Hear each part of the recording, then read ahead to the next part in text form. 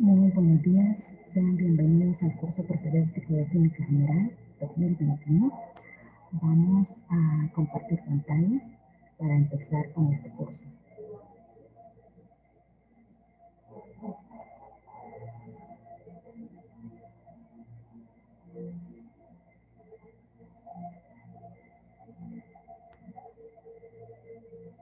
Bien, mi nombre es Lorena Alas y este es el personal que les va a estar atendiendo durante el curso regular. La licenciada Patricia Hernández, químico farmacéutico, es la jefa del departamento. Licenciada Patricia Rodríguez, que también es químico farmacéutico, al igual que yo. El licenciado Salvador Flores, que es un químico puro. Y su servidora, Mirna Lorena Ana Serrano. El área que vamos a cubrir es química. Soy licenciada en química y farmacia y también licenciada en administración de empresas. Ahí están mis almas mater, la Universidad de Salvador en química y farmacia y la Universidad Luterana Salvadoreña en administración de empresas. Para las videoconferencias, en un momento determinado, cada día durante un instante diferente, se les dirá asistencia y en ese momento cada uno de ustedes va a escribir presente en el espacio correspondiente al chat de esta plataforma.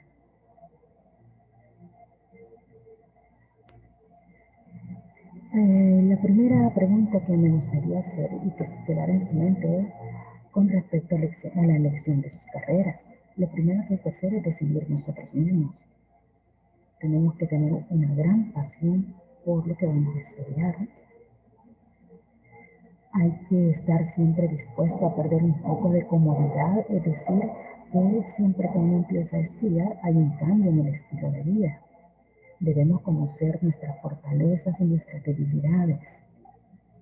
El nivel socioeconómico es muy importante también para no quedarnos a mitad de la carrera porque ya no podemos pagar. Y el mercado laboral en el cual vamos a estar insertos una vez hayamos terminado nuestra carrera. Para eso hay que conseguir información especializada sobre la carrera que vamos a estudiar. Ahora, ¿qué es lo primero que pensamos al escuchar la palabra química?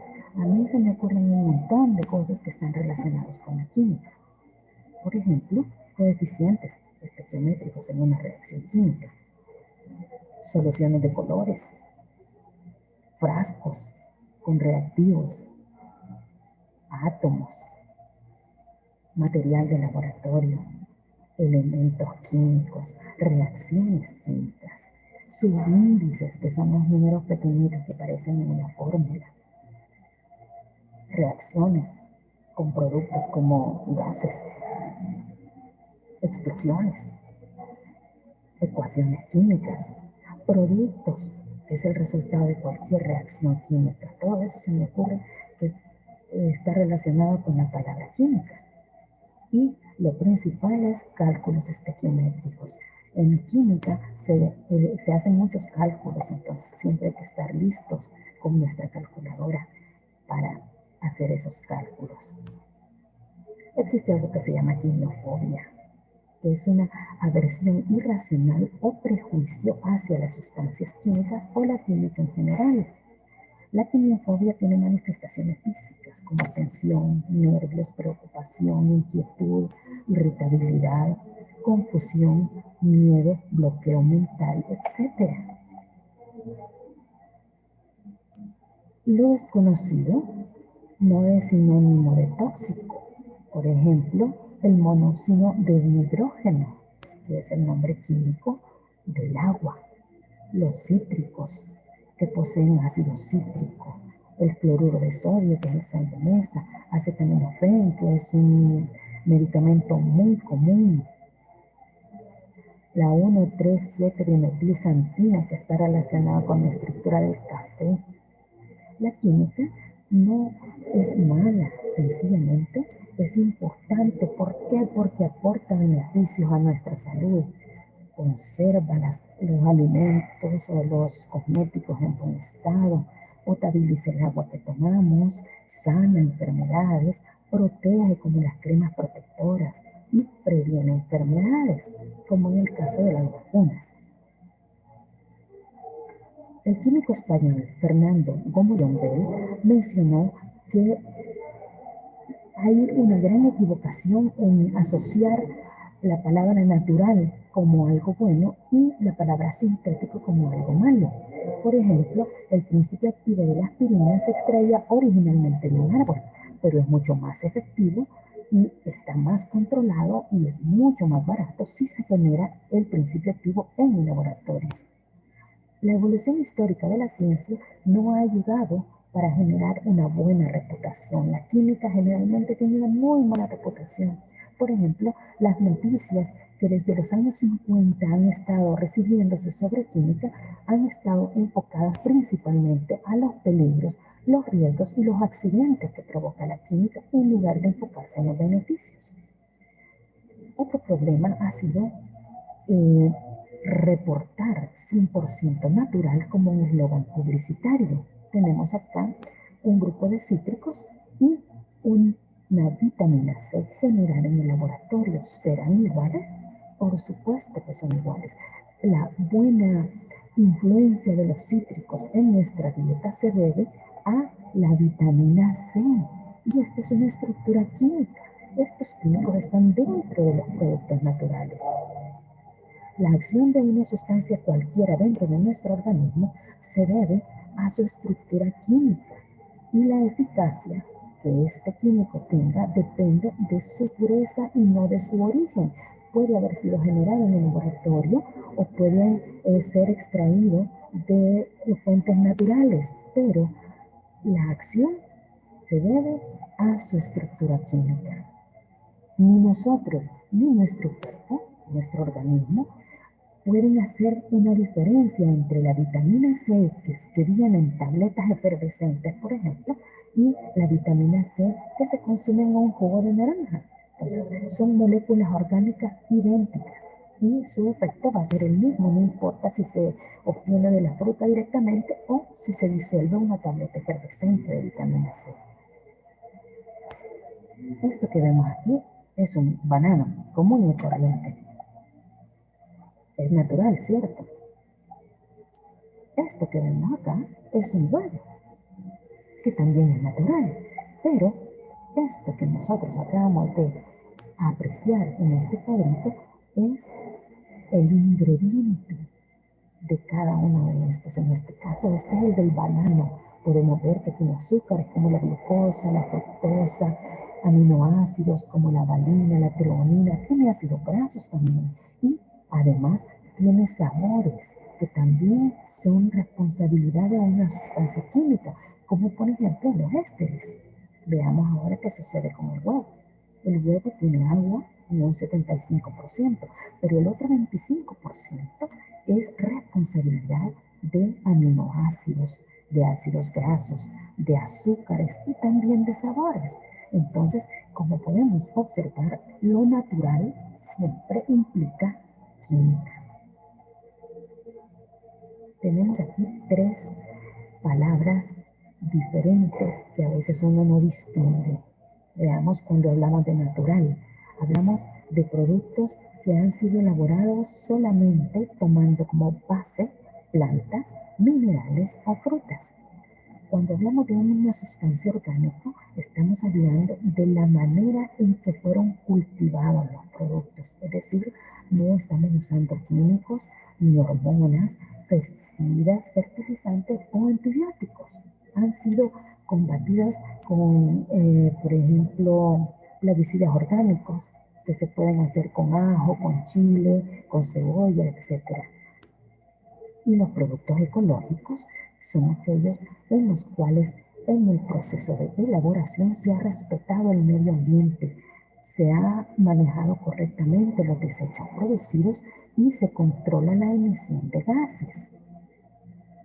Entonces, aquí tenemos una estructura que corresponde al ciclopentano peridrofenantrino, que seguramente nosotros lo conocemos porque está relacionado con la estructura del colesterol. Cada vértice de esta estructura corresponde a un átomo de carbono, es decir, aquí hay 6, 7, 8, 9, 10, 11, 12, 13, 14, 15, 16, 17, 18 átomos de carbono. Esta estructura es la representación tridimensional del mismo compuesto. Aquí tenemos otro ejemplo de compuesto químico, que es un cefadroxilo. El cefadroxilo es un antibiótico cuyo nombre químico es ácido 8,2-amino 2,4-hidroxifenilacetil amino 4-metil 7-oxo-2-tía 6-azadiciclo 4,2,0-octo-4-N5-carboxílico. Ese es el nombre químico de este principio activo que corresponde a un antibiótico. Y su fórmula es C16H17, N3, O5 y S. ¿Qué significa esto? Que en la estructura del cefadroxilo hay 16 átomos de carbono, 17 átomos de hidrógeno, 3 nitrógenos, 5 átomos de oxígeno y un solo azufre. La fórmula entonces nos representa los elementos que están presentes y cuántos de cada uno. Como pueden ver, los nombres químicos son bien extensos, pero hay uno que rompe el récord y es este que estamos aquí. Dice, el término más largo para una sustancia química es el nombre sistemático desarrollado de una proteína que tiene un montón de átomos, que contiene 1185 letras en inglés, y para leerlo en voz alta hacen falta más de 3 horas y media. Aquí está el nombre y hay un video en YouTube donde están nombrando ese compuesto por si les da curiosidad. Esto que vemos acá son fuegos artificiales. Ya todos los conocemos, acabamos de verlos en la recién pasada Navidad y el Año Nuevo, ¿no? Y son producto de reacciones químicas y de compuestos específicos. Por ejemplo, el color rojo es debido a la presencia de sales de estroncio, sales como el cloruro, sulfato, los nitratos y los carbonatos. El color verde le dan las sales de bario, cloruros, cloratos, nitratos y carbonatos. El color azul son la responsabilidad del cobre, sales de cobre, cloruro de cobre, óxidos y carbonatos. El color amarillo lo proporcionan las sales de sodio, bicarbonato, nitrato y cloruro. Sí, el mismo cloruro de sodio que nosotros ocupamos en la mesa le sirve a la industria de la pirotecnia para conseguir el color amarillo. Y tenemos también colores morados, que son compuestos combinados de estroncio y de cobre. Entonces, en algo tan bonito y tan sencillo como un fuego artificial está presente la química. Pero resulta que la química tiene mala fama. ¿Cuál es entonces el problema de la química? ¿Por qué al estudiante se le hace tan difícil aprender química? Primero, el desconocimiento. Lo que no se conoce infunde temor. Segundo, la química utiliza un lenguaje especializado. La química, aunque esté hablando de la sal de mesa, no le vamos a decir sal, porque sales hay muchas, ya vimos que hay nitratos, carbonatos, cloratos, cloritos, etc. Entonces, ya no vamos a decir sal común, vamos a decir cloruro de sodio. Al azúcar ya no le vamos a llamar azúcar, le vamos a llamar sacarosa. Entonces, la química requiere el uso de un lenguaje muy especializado. Y además, estamos hablando de una ciencia abstracta. Vamos a hablar de enlaces químicos, estamos hablando de átomos, pero son cosas que no vemos. No solamente nos las podemos imaginar. Esto corresponde a una reacción química, que es el mercurio que está protegido por una capa de óxido y combinado con el aluminio forma este compuesto blanco que es óxido blanco de aluminio. Entonces, acá tenemos otro ejemplo de reacción química que es sangre reaccionando con peróxido de nitrógeno. Ustedes cuando se lastiman, se caen y se lastiman, lo primero que se echan es agua oxigenada y esta es la reacción que se observa.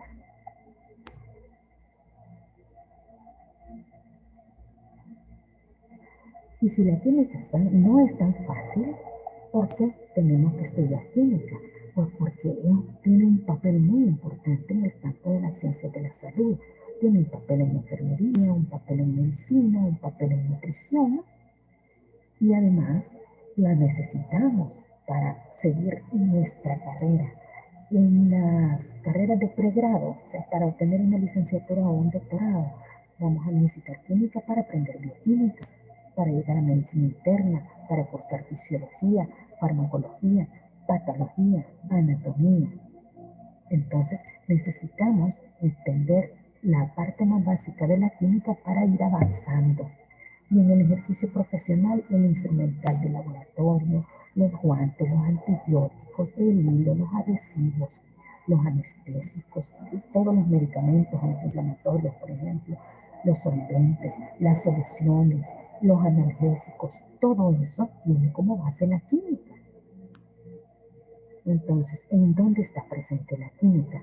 En la concepción de la vida, en el aire que respiramos, en el agua que estamos tomando, los alimentos y las bebidas, la ropa y el calzado, la casa donde habitamos, los medicamentos, los aparatos que nos entretienen, música, televisión, videos, multimedia, etc. La agilidad y la versatilidad con que las comunicaciones funcionan hoy en día, la tinta y los colores con los que plasmas tus ideas, con los dibujas, todo eso es química. Cosméticos, lociones, combustibles, los medios de transporte, las emociones, como el miedo, el dolor, la ansiedad, la felicidad, todo eso tiene como base reacciones químicas y sustancias químicas. Y la posibilidad de que ustedes estén entendiendo lo que yo les estoy explicando, eso se debe a unas sustancias químicas que son transportadas por las neuronas. Aquí tenemos una reacción química bien común, que es la reacción de una bolsa de aire de un vehículo. ¿Está? Eso se debe a una reacción química, que es esta. Tenemos la descomposición de este compuesto trinitruro de sodio en sodio y 3 medios de nitrógeno. Esto es lo que hace que la bolsa se infle. O sea, es una reacción química. ¿Cuáles son las características de la química? Primero, es biológica. Junto con la biología y la física forma lo que nosotros hemos estudiado hasta la fecha como las ciencias naturales. Es una ciencia interdisciplinaria porque se relaciona con otras ciencias. Es cotidiana, se vive segundo a segundo y siempre está presente. Es exacta, tanto en cantidades como en naturaleza y en las características de los elementos que componen la materia. Es una ciencia experimental. Para confirmar leyes y principios que rigen los procesos, debemos hacer experimentos. Aquí tenemos la relación de la química con la biología y la física y diversas ciencias. Como pueden ver, hasta en la arqueología está la química, en la agricultura, en la neurología, en la cosmología, en todas esas ciencias está inserto. Entonces, podemos ver que la química estudia la materia. ¿Qué cosa de la materia? Las propiedades, las transformaciones y las combinaciones. Además, es una ciencia experimental que se basa en dos aspectos: el método científico por un lado y el trabajo de laboratorio por otro. Y tiene diversas ramas según los criterios que nosotros veamos, así va a ser la diversidad de clasificaciones.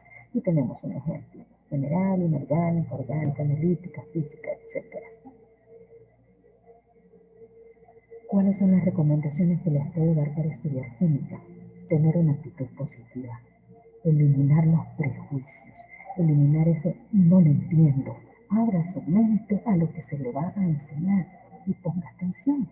Leer con anticipación. Las clases se suben un día antes, entonces a la hora de recibir la clase ustedes ya pueden ir con esa lección ya estudiada. Consultar bibliografía, eliminar distractores. Cuando vayamos a recibir la clase, apaguemos el teléfono, pongámoslo en vibrador y pongamos atención. Encontrar un método de estudio. Cada uno de ustedes son distintos. Entonces, el método de estudio es algo personal. Unos pueden usar cuestionarios, otros pueden subrayar, otros hacer resumen. El que más le convenga, trate de encontrar el que más le facilite su estudio. Tener una participación activa en las clases. Si no entiende algo, interrumpa y pregunte. ¿Por qué? Porque si lo dejamos para el final se nos va a olvidar la pregunta y nos vamos a quedar en el aire. Entonces hay que participar, hay que elegir un buen equipo de trabajo. No necesariamente pueden ser sus amigos, pueden ser otros compañeros. Hay que aclarar siempre las dudas, no se queden con ninguna duda. Pueden enviar las dudas a la plataforma o hacerlas durante la clase. Y hay que perder el miedo a preguntar, que no les dé miedo. Todos aprendemos algo nuevo cada día. Yo aprendo, ustedes van a aprender. ¿Me van a enseñar algunas cosas que yo no sé? Es muy probable, por supuesto que sí. ¿Qué tenemos aquí? Esos son el nombre de muchos de los elementos químicos que están en la tabla periódica. Tenemos aquí, esto era hasta 2016, los últimos 4 elementos de la tabla periódica se representaban de esta forma, pero ahora ya tienen nombre propio. El 113 se llama injonio, el 115 moscovio, el 117 tenesino y el 118 oganeso. Esos nombres se le pusieron en 2016. El nijonio se llama así por una disputa entre Japón y Estados Unidos. Por eso dice que es un elemento polémico, porque los dos países lo estudiaron de manera independiente. Y es un resultado de la desintegración del moscovio. Pero quien ganó la disputa entre el estudio del elemento 113 fue Japón. Y por eso se llama nijonio, porque nihon es un término japonés que significa Japón. El moscovio, que es el elemento 115, se llama así por la región rusa donde se descubrió. Y como se obtuvo fue bombardeando dos elementos que ya se conocían, que son el americio y el calcio. El teneso, que es el elemento 117, se hace alusión a la ciudad norteamericana de Tennessee, que fue donde se descubrió. Y por último, el oganeso es el elemento 118 y se llama así en honor al físico nuclear Yuri Oganesian, que fue quien lo estudió. Es uno de los pocos científicos que aún está vivo y que tiene en su honor el nombre de un químico.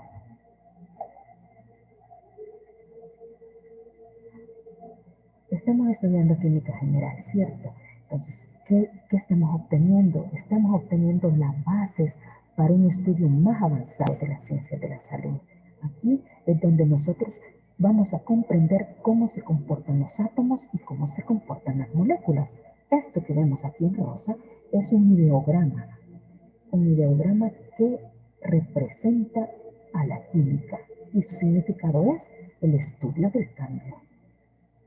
En química trabajamos con 3 mundos totalmente diferentes. Primero son las mediciones que hacemos a escala macroscópica, con objetos o situaciones que podemos ver a simple vista. El segundo mundo es la escala microscópica. Todo lo que vamos a razonar, vamos a hacerlo pensando en un mundo de átomos y de moléculas que no podemos ver. Todo es microscópico. Y el tercero es la descripción a nivel simbólico, utilizando ecuaciones químicas para describir lo que ocurre entre esos átomos y esa molécula. Entonces, la mayor dificultad que vamos a tener es integrar estos 3 mundos para poder aprender química. La química es una ciencia activa y en evolución constante, de tal forma que aunque sus raíces sean antiguas, es en todos sentidos una ciencia moderna. Es por eso que los libros de química, aunque sean muy antiguos, no sirven para estudiar química, porque los orígenes no han cambiado. Lo que está cambiando son los nuevos usos que le estamos dando a los compuestos. Entonces, vamos a aprender a argumentar, a razonar, a comprobar y a discutir los resultados. Entonces, vamos a empezar con formulación y nomenclatura. Vamos a ver primero qué es una fórmula química. La fórmula química es la expresión de la composición de moléculas y compuestos utilizando los símbolos químicos de los átomos que la están formando. Ya sabemos que hay 118 elementos y se cree que las sustancias químicas que existen van desde 10 a la 18, que es aproximadamente el número de granos de arena que hay en la Tierra. Imagínense cuánto. Hasta 10 a la 200. Un número que supera en 10 a la 100 como mínimo el número de partículas del universo. Hay tantas sustancias y resulta que diariamente se generan miles de sustancias nuevas. Aproximadamente 3.000 sustancias nuevas se están descubriendo por cada hora. Todas estas sustancias se registran en algo que se llama CAS. Ese CAS es un método para identificar a todas las sustancias que existen, pero para que las podamos guardar o almacenar en un documento, necesitamos nombrarlas, de manera que tanto aquí como en una aldea allá de África, la misma sustancia se llama igual y tenga la misma fórmula. Entonces, ese método sistemático para nombrar las sustancias se llama nomenclatura. Esto es lo que permite a la comunidad científica nombrar y reconocer en un solo lenguaje todas las sustancias químicas que se van descubriendo. ¿Qué registramos entonces en el CAS? Compuestos orgánicos, compuestos inorgánicos, metales, partículas nucleares, proteínas y ácidos nucleicos, aleaciones como el latón, acero, peltre o bronce, polímeros y minerales, etc. Tenemos el coltán, que es un mineral. Tenemos el PET, que es el plástico del que están hechas las botellas, ¿verdad? Por ejemplo. Tenemos la calcita o carbonato de calcio. El peltre, ¿quién ha tenido una olla de cocina de peltre? Y el PVC. En química se utilizan diferentes tipos de fórmulas. La fórmula empírica es el primer tipo. ¿Qué nos dice la fórmula empírica? Nos dice la relación más sencilla que hay en los átomos de una sustancia. Por ejemplo, el butano.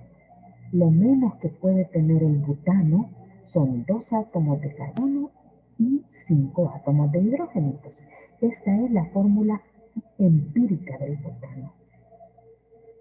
La fórmula empírica está relacionada con la fórmula molecular.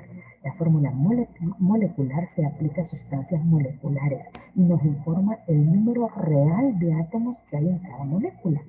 La fórmula molecular del butano es C4H10. Como pueden ver, es la fórmula empírica multiplicada por 2. Entonces, la fórmula molecular siempre va a ser un múltiplo de la fórmula empírica.